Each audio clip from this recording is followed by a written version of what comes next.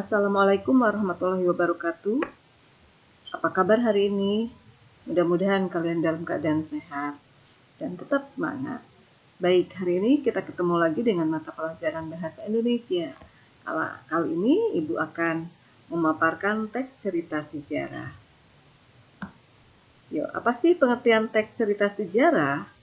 Yaitu karangan atau cerita yang menyajikan sesuatu peristiwa atau kejadian pada masa lampau berdasarkan urutan waktu dan memiliki nilai sejarah. Jenis teks sejarah yang pertama nih, ada biografi tokoh, yaitu cerita hidup seseorang yang mempunyai nilai penting. Kemudian yang kedua, peristiwa sejarah. Peristiwa sejarah di sini ada contohnya, sejarah konferensi Asia Afrika, sejarah berdirinya ASEAN, sejarah Candi Borobudur, sejarah Bandung Lautan Api, sejarah proklamasi kemerdekaan Republik Indonesia. Yang ketiga adalah fiksi sejarah. Fiksi diingatkan kembali ini berupa hayalan. Contohnya di sini ada novel, ada cerpen, ada hikayat, ada legenda. Yuk kita selanjutnya menginjak kepada struktur sejarah biografi tokoh.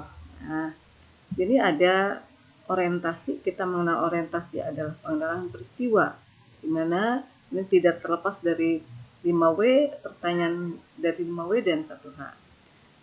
Yang kedua, ada urutan peristiwa. Urutan peristiwa ini adalah rangkaian peristiwa yang terjadi secara berurutan. Selanjutnya yang ketiga adalah komplikasi, di mana komplikasi ini mengisahkan atau menceritakan peristiwa-peristiwa yang menimbulkan konflik tokoh. Adanya konflik misalnya. Lalu yang kelima, yang keempat ya. Yang keempat adalah resolusi. Resolusi ini adalah penyelesaian atau ending. Dan terakhir yang kelima adalah reorientasi, di mana reorientasi itu berisi pesan moral yang dapat dipetik dari cerita biografi tersebut. Selanjutnya ya, kita menginjak kepada struktur peristiwa bersejarah. Nah, ini yang bersejarahnya ya. Ada 3. Yang pertama orientasi, sama, di mana orientasi ini pengenalan sebuah objek atau latar belakang peristiwa. Bagian tengah mengungkapkan proses peristiwa secara kronologis atau berurutan. Yang terakhir adalah bagian penutup. Bagian penutup berisikan tentang peristiwa, hikmah dari peristiwa, dan pesan moral yang ada di dalam teks bersejarah. Kita beralih kepada struktur fiksi. Sebetulnya struktur fiksi dan biografi sama. Nah, strukturnya ada orientasi, konflik, komplikasi, resolusi, dan koda. Orientasi di mana adalah pengenalan tokoh atau gambaran latar. Kemudian yang kedua adalah konflik, di mana konflik adalah permasalahan mulai muncul. Jadi permasalahan yang mulai muncul dan menuju kepada kerumitan. Nah, yang ketiga ada komplikasi. Komplikasi ini adalah puncak titik konfliknya. Ya, jadi konflik yang mencapai titik puncaknya. Selanjutnya yang keempat ada resolusi. Ya, resolusi ini adalah konflik menurunkan ya. Jadi konflik ini mulai menurun dan menuju pada penyelesaian. Terakhir adalah koda. Koda berisi adalah pesan moral yang dapat dipetik dari cerita tersebut, ya, dari cerita fiksi tersebut. Yuk, kita lanjutkan kepada kaidah kebahasaan yang ada baik di fiksi sejarah, biografi, maupun teks sejarah. Kaidah kebahasaannya yang pertama menggunakan kata benda atau kata ganti. Nah, ini ada contohnya. Kemudian yang kedua menggunakan tokoh sentral. Contohnya ini Siti Nurbaya, Alif, Kiai Haji Dahlan, Suknyadin, Jenderal Sudirman. Gitu ya. Menggunakan kata sifat, selanjutnya ini menggunakan kata sifat, menjelaskan frasa nominal. Gadis cantik, rumah mewah, anak panda, gagah berani. Kaidah kebahasaan selanjutnya ada pronomina. Pronomina ini adalah kata ganti orang. Ya. kata ganti orang pertama, kata ganti orang pertama jamak, kata ganti orang kedua tunggal, kemudian kata ganti kedua jamak.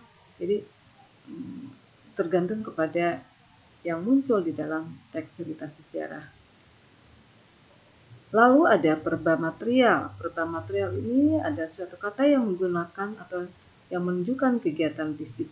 Contohnya di sini ya, mengangkat, memotong, membaca, menghapus.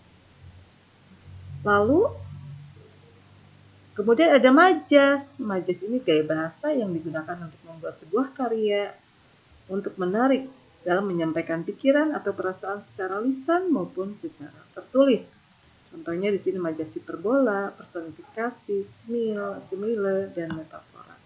Banyak lagi yang lainnya. Kaidah kebahasaan selanjutnya menggunakan kata hubung.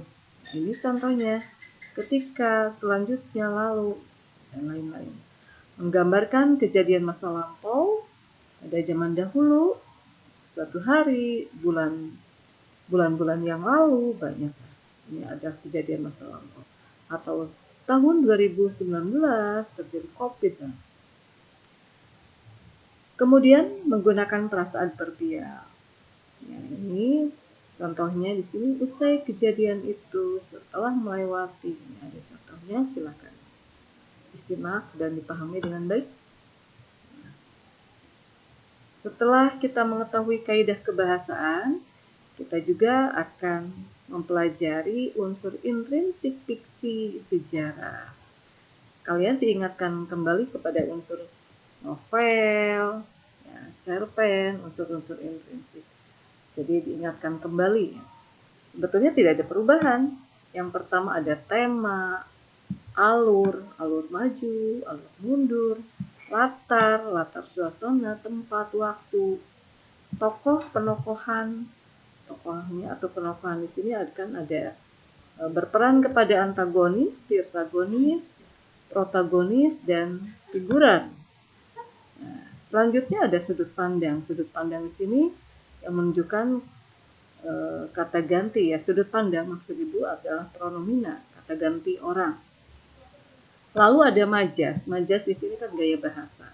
Dan terakhir ada amanat. Amanat di sini ada amanat tersirat maupun amanat tersurat. Setelah kita mempelajari, mengetahui, dan memahami unsur intrinsik, baru kita akan menginjak kepada unsur ekstrinsik. Jadi kita diingatkan kembali kepada unsur ekstrinsik. Apa saja sih di dalam unsur ekstrinsik? Kalau tadi di dalam itu intrinsik, di dalam cerita sejarah, kalau ekstrinsik sebaliknya ada di luar cerita fiksi atau cerita sejarah. Yang pertama ada latar belakang penulis dengan kehidupan masyarakat. Contohnya yang mempengaruhi itu adalah aspek pendidikan, ekonomi, sosial, budaya, dan politik. Banyak lagi hal yang lainnya. Yang kedua, hubungan ide penulis dengan sastra berupa ideologi, filsafat, pengetahuan, dan teknologi. Nah, selanjutnya ada rekaman kebesaran, ketinggian, dan kegemilangan masa-masa kejayaannya. Lalu ada unsur bias, dan terakhir ada segi corak penceritaan. Nah, itu saja. Jadi kita sudah mengetahui, sebetulnya ini diingatkan kembali ya, waktu pembelajaran ketika kalian di kelas 10 dan kelas 11. Itu saja yang dapat Ibu sampaikan hari ini, materi dengan teks cerita sejarah. Mudah-mudahan kalian dapat memahaminya dengan baik dan mempelajarinya. Ibu ucapkan sekian dan terima kasih. Wassalamualaikum warahmatullahi wabarakatuh.